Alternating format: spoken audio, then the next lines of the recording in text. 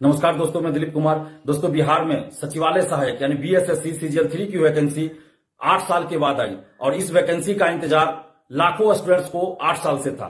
6 अप्रैल 2022 को यह वैकेंसी आई और छात्र आंदोलन के दबाव के बाद बीएसएससी ने एक वार्षिक कैलेंडर जारी किया जिसमें 1 साल के अंदर इस बहाली को पूरा करने का जिक्र है। 26 और 27 नवंबर को इसकी पीटी परीक्षा आयोजित होनी है। हम सभी इसका स्वागत करते हैं कि एक अच्छा कदम बीएसएससी ने उठाया कि वार्षिक कैलेंडर जारी कर दिया, तो इससे छात्रों को बहुत सहूलियत होती है, आसानी होती है अपनी तैयारी करने के लिए और 1 साल के अंदर कोई भी बहाली पूरा भी होना चाहिए।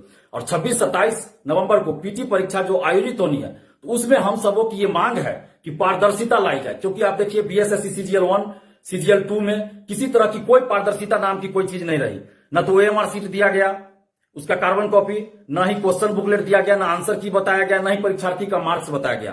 तो इस तरह से अगर रिजल्ट सिर्फ आप जारी कर देते हैं तो वो अच्छी बात नहीं होती है। वो लगता है कि रिजल्ट आप थोप रहे हैं, रिजल्ट जारी नहीं कर रहे हैं बल्कि रिजल्ट थोप रहे हैं। तो थोपा हुआ रिजल्ट हम लोग को नहीं चाहिए। सीजीएल 3 यानी बीएसएससी सीजीएल 3 सचिवालय सहायक में पूरी पारदर्शिता के साथ ये बहाली 1 साल के अंदर पूरी होनी चाहिए। 1 साल कहने का मतलब जब ये वैकेंसी आई तब से 1 साल, तो 1 साल के अंदर ये बहाली पूरी हो और पूरी पारदर्शिता के साथ पूरी हो।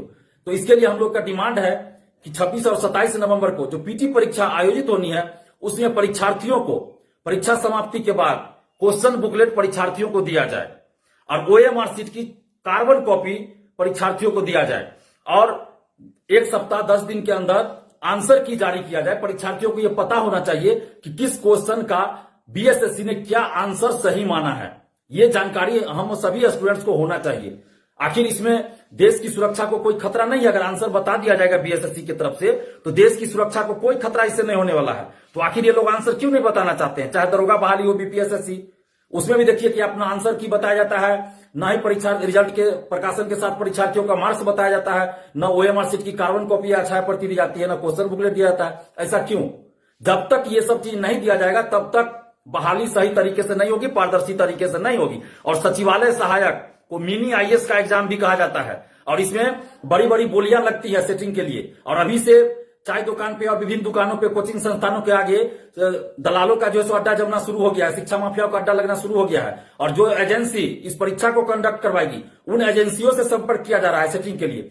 तो हम लोग किसी भी परिस्थिति में पारदर्शिता के साथ कोई समझौता नहीं करेंगे और हर हाल में सीजीएल 3 यानी बीएसएससी सीजीएल 3 सचिवालय सहायक की बहाली में पारदर्शिता चाहिए। और इसके लिए 26-27 नवंबर को जो पीटी परीक्षा आयोजित होनी है उसमें ओएमआर सीट की कार्बन कॉपी और क्वेश्चन बुकलेट परीक्षार्थियों को परीक्षा समाप्ति के बाद मिलना चाहिए और 1 सप्ताह 10 दिन के अंदर आंसर की जारी होना चाहिए। और जब रिजल्ट प्रकाशित किया जाता है तो कट ऑफ के साथ साथ सभी परीक्षार्थियों का मार्क्स भी जारी होना चाहिए। इससे कम पे हम लोग इस बार कोई समझौता नहीं करने वाले, नहीं मानने वाले हैं। अगर बीएसएससी ने ऐसा नहीं किया इस बार तो हम लोग बहुत बड़े आंदोलन की तैयारी कर रहे हैं और बहुत बड़ा आंदोलन होगा। सिर्फ बीएसएससी ऑफिस के अंदर ही आंदोलन नहीं होगा बल्कि बिहार के हर जिला में आंदोलन होगा, पटना की सड़कों पे आंदोलन होगा।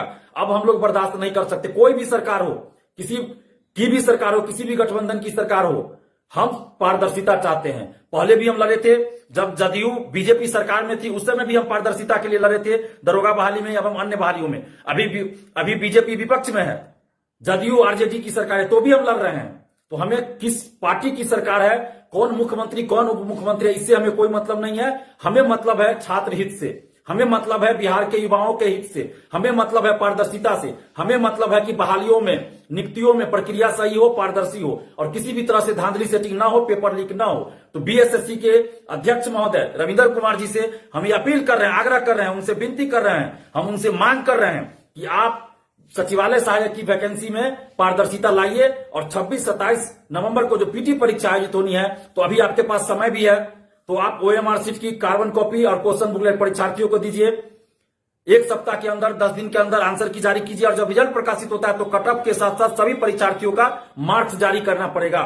इस बार हम लोग कोई बहाना नहीं सुनना चाहते हैं। पिछले बार कोर्ट ने भी आदेश दिया था प्रथम इंटर स्तरीय में, लेकिन बीएसएससी ने लेट लतीफी किया और डबल बेंच में बीएसएससी चली गई। तो हम लोग कोर्ट में नहीं जाएंगे। हम पहले बता दे रहे हैं कि पारदर्शिता के मुद्दे पे हम कोर्ट कचहरी का चक्कर नहीं लगाएंगे, क्योंकि सिंगल बेंच ने फैसला दिया था कि आप ओएमआर सीट का कार्बन कॉपी दीजिए, क्वेश्चन बुकलेट दीजिए, आंसर की बताइए, कट ऑफ और सभी का मार्क्स बताइए। लेकिन बीएसएससी फिर डबल बेंच में चली गई, डबल बेंच में फैसला आ जाएगा फिर सुप्रीम कोर्ट। तो हम लोग कोर्ट कचहरी नहीं जाएंगे, पटना हाईकोर्ट से सुप्रीम कोर्ट तक लड़ने की जरूरत नहीं है। हम लोग रास्ते सड़क पर फरियाएंगे, सड़क पे फरियाएंगे, आंदोलन के तहत फरियाएंगे। ये लोकतंत्र है, ये राजतंत्र नहीं है, लोकतंत्र है। और जहां भी सरकार या आयोग गलती करेगी, हम लोग शांतिपूर्वक लोकतांत्रिक ढंग से आंदोलन करके सड़क पे फरियाएंगे और बीएसएससी ऑफिस के अंदर भी बड़ा आंदोलन करेंगे। तो बीएसएससी के अध्यक्ष महोदय से विनती कर रहे हैं, उनसे मांग कर रहे हैं कि आप पारदर्शिता लाइए। अगर आप पारदर्शिता नहीं लाइएगा तो इस बार बहुत बड़ा आंदोलन होगा। अभी तक बीएसएससी ऑफिस के अंदर जो आंदोलन हुआ वो तो ट्रेलर है, वो तो अभी तक तो ट्रेलर हुआ है। अब अगर पारदर्शिता नहीं लाई गई, प्रथम इंटर स्तरीय बहाली को लेकर जो भी आंदोलन बीएसएससी ऑफिस के अंदर हुआ तो वो सिर्फ ट्रेलर था। अगर सचिवालय सहायक में किसी तरह की गड़बड़ी हुई इस बार तो हम लोग इसको बर्दाश्त नहीं करेंगे। जैसे पिछली बार पेपर लीक हुआ था, सेटिंग हुआ था, फाइनल जो रिजल्ट आया उसमें 150 में 138 139 कटअप गया था। तो ऐसे नहीं चला जाता निगेटिव मार्किंग रहते हुए, ओएमआर सीट बाहर ले जाकर रंगवाया गया। तो इस बार सचिवालय सहायक में किसी भी तरह से धांधली सेटिंग नहीं होना चाहिए और पारदर्शिता चाहिए। और साथ ही हम नीतीश कुमार जी और तेजस्वी यादव जी से भी ये मांग कर रहे हैं कि आप पारदर्शिता लाइए सभी बहाली में, चाहे दरोगा बहाली हो, सिपाही बहाली हो, या सचिवालय सहायक की बहाली हो, या बीएसएससी की कोई और बहाली, या किसी भी भर्ती आयोग के द्वारा निकली हो कोई बहाली। हर बहाली में पारदर्शिता चाहिए। और अगर इस सचिवालय सहायक जो 26 और 27 नवंबर को पीटी परीक्षा होनी है, अगर ओएमआर सीट की छाया प्रति और क्वेश्चन बुकलेट परीक्षार्थियों को नहीं दिया गया तो फिर 26-27 को परीक्षा है, 28-29 से पूरे बिहार में आंदोलन शुरू हो जाएगा और बीएसएससी ऑफिस में भी आंदोलन हम लोग शुरू कर देंगे। हम लोग इस बार चुप नहीं रहेंगे। तो इसलिए बीएसएससी के अध्यक्ष महोदय से हम आग्रह कर रहे हैं कि आप पारदर्शिता लाइए। और जितने भी बिहार के स्टूडेंट्स हैं, आप सबसे हम अपील करेंगे कि आप लोग एकजुट रहिए। आप देखिए जिस तरह से एकजुट होकर हम लोग लड़े तो बीपीएससी से परसेंटाइल सिस्टम को वापस बीपीएससी को लेना पड़ा, एक शिफ्ट में एग्जाम कराना पड़ा। और बिहार के इतिहास में, बीपीएससी के इतिहास में पहली बार ऐसा हुआ कि 9 दिन के अंदर बीपीएससी को 2 बार अपना फैसला वापस लेना पड़ा और 2 बार बिहार के मुख्यमंत्री को मीटिंग बुलानी पड़ी, 2 बार बिहार के मुख्यमंत्री को हस्तक्षेप करना पड़ा। तो छात्र एकजुटता के आगे कोई नहीं चलेगा। युवा शक्ति राष्ट्र शक्ति, छात्र शक्ति राष्ट्र शक्ति। अगर छात्र एकजुट रहेंगे ना तो कोई नहीं टिक पाएगा। इसलिए आप सभी एकजुट रहिए और एकजुट होकर हमारा साथ दीजिए। सचिवालय सहायक में किसी तरह की धांधली सेटिंग नहीं होनी चाहिए, पेपर लीक नहीं होना चाहिए और पूरी तरह से पारदर्शिता चाहिए।